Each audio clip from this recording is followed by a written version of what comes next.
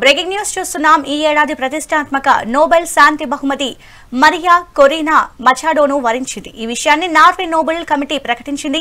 వెనిజులాకు చెందిన Maria Corina ప్రజాస్వామ్య హక్కుల కోసం పోరాడినందుకు ఈ పురస్కారం లభించింది.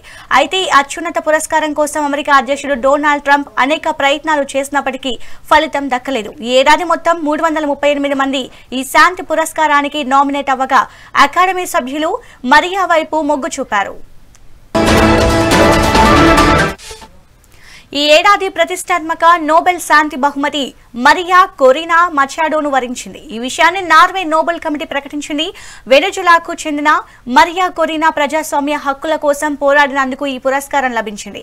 అయితే ఈ అత్యున్నత పురస్కారం కోసం అమెరికా అధ్యక్షుడు డొనాల్డ్ ట్రంప్ అనేక ప్రయత్నాలు చేసినప్పటికీ ఫలితం దక్కలేదు. ఈ ఏడాది మొత్తం 338 మంది ఈ శాంతి పురస్కారానికి నామినేట్ అవ్వగా అకాడమీ సభ్యులు మరియా వైపు మొగ్గు చూపారు.